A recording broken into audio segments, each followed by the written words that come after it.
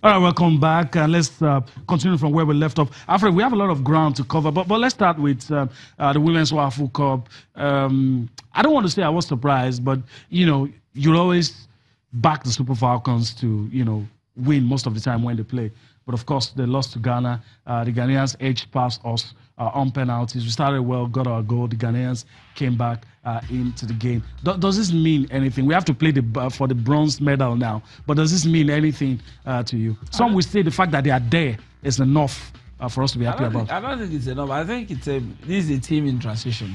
Okay. It's a team in transition. If you look at the composition of this team, okay, we're playing the WAFU Cup. Perhaps not, you might liken this Super Falcons team to maybe the home-based Chan Eagles. This is just, okay, it's, how will I put it? This is just a team that we want to see how this team can evolve. I'm going to South Africa. The coach of Ghana was just watching. I read the report where she was like, when I was a player for the Black Queens of Ghana, we were beating blue-black by the Super Falcons. So now that I'm a coach, I don't want to lose to this. And they won't be there. I mean, did we remind the Ghanaian team that this is just the makeshift? When the business end really comes, when the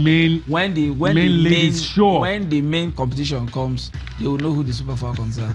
Okay, so that's it. We're going to be playing in the third place. The host will take on Ghana. So, well, better luck next time for the Super Falcons, and I'm very sure they won't miss the big ones that will be coming. Okay, let's talk about the under-20 team. Talking about the boys, of course, players have been invited. 28 players invited to camp. Some of them we know very well. Some of them we do not know too well. But of course, we'll, in the days to come, I'm very sure.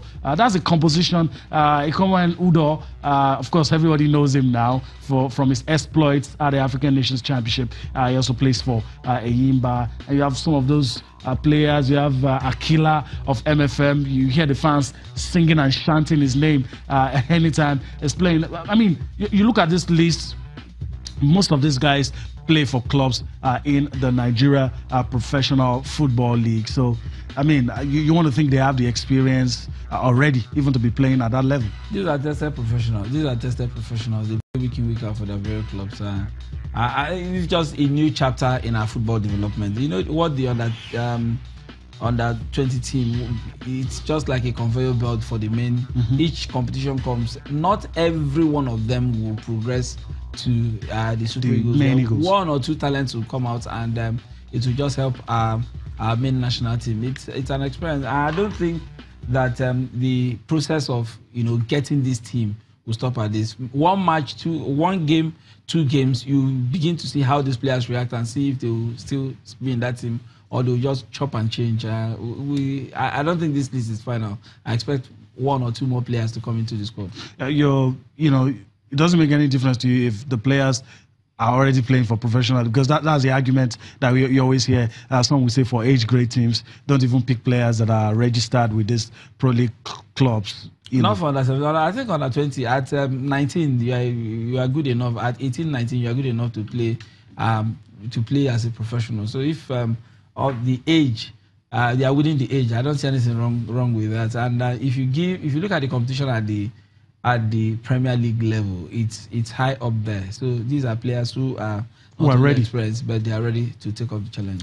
Okay, Alfred, let's leave the under 20. We'll see how they progress. They go to camp, and we'll see. We'll monitor their progress. Let's talk about the Nigeria Professional Football League. Week 10 matches to be played. Let's look at the fixtures. Let's look at what's going to happen this weekend. This one, a lot of Lagos fans are happy already. They get to see MFM and Lobi Stars. FC Ifeanyi will take on Nasarawa United. Eyimba will take on Sunshine. I think this one also has the makings of a big game. Niger Tornadoes, with all the problems that they've been having recently, will take on Abia Warriors. Abia Warriors will think that if there's a good time to play Tornadoes, I think it's now. Of course, Wiki Tourist will take on Castina United. This is some of the fixtures. You also have Rangers taking on Kano Pillars. Surely this is the pick of the pack. Yobedesi Stars coming up against Alkanami Warriors. Kora United will take on Rivers United. Aqua United will square up against Heartland. That game, of course, is postponed, and you already know Go Round also will take on Plateau United. For the ones that are going to be played, Alfred, let's talk about it. Obviously, you want to say Rangers Kano Pillars top draw. Top draw that game. But the game, I think, for me has more significance to it. Kano Pillars, we all know what happened last weekend when a guy that turned out to be the man of the match in a particular game, and less than hours later, he was no more. I think you have to mention that the LMC has ordered all teams this round of matches to observe a minute silence for in honor of Chinedu Dodgy, and of course we are black armbands for that captain. I like to call him Captain Fantastic, because if you know him closely, you know that this is one humble. Puts his heart into the game. He wears his heart on his sleeve. If whatever he wants to do on the field of play, he puts everything that he has in him, doing just that. So for that game, Kano Pillars were given 2 days, 3 days, observed 3 days of money for the guy. Only resumed training on Thursday. How they will cope with against Rangers. But I think if you want to play for your colleague, that's no more. I think that game they want to put up a fight. They want to put up a fight against Rangers. So it's a big one. Lobby Stars, MFL in Lagos. Mike Idoku was spotted at the stadium during the week when the Champions League game was played against the team from Mali, and he said what he told me was that they know what Lagos fans like. That's good football, and they hope to bring good football to the temple this weekend. So some big games lined up there, and the Premier League is exciting. No doubt about it. It's exciting, and if you're not watching it, I don't know what you're watching. Okay, if you're not watching the Nigerian Professional League, I don't know what you're watching.